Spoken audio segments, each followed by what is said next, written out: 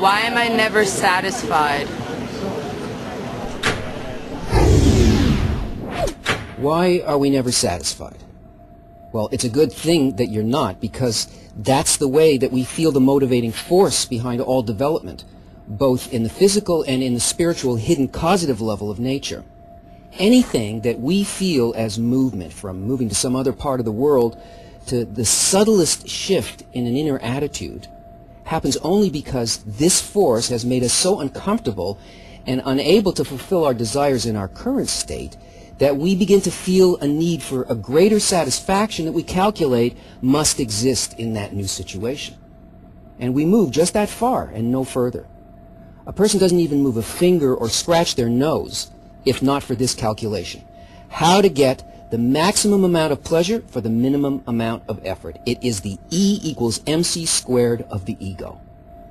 This formula is so pervasive that we never choose anything unless it's presented to us in that way.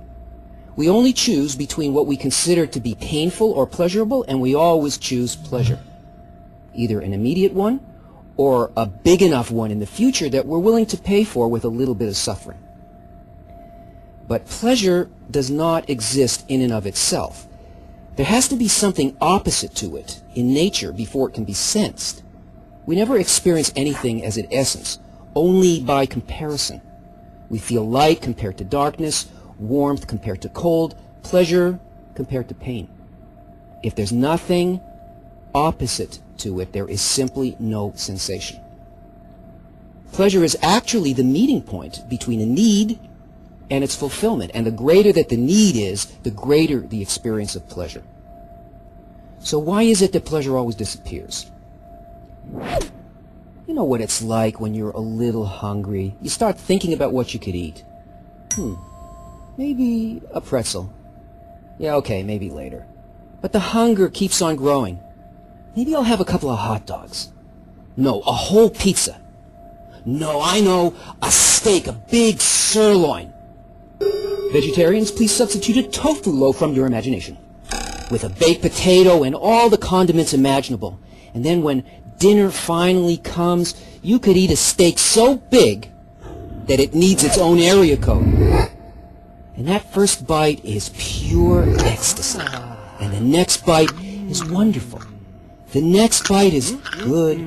And the next bite is okay. And the next is whatever it is. And the next one is, no, not another bite. I'm going to be sick. The need is diminished. It no longer stands opposite to the steak. And now the pleasure can't be sensed because the need has been extinguished. And this all happens because we're trying to satisfy only ourselves. And that egoistic desire is ultimately what makes human experience limited and physical. Because our own needs are tiny, and they're built in such a way that they can never be satisfied. And yet we find ourselves longing for lasting pleasure, and we feel that somehow it must exist. And it does. But in order to feel that, first, we need an unlimited, ever-expanding desire that can draw a boundless fulfillment. And to do that, you have to seek pleasure in the fulfillment of others. Because this desire to bestow is a spiritual desire, and one taste of it is greater than all the pleasure felt by all creatures over all time. Because it's a pleasure not felt in our little subjective needs, but in everything. There's no limit to that desire, and there is no end to the pleasure derived from that need.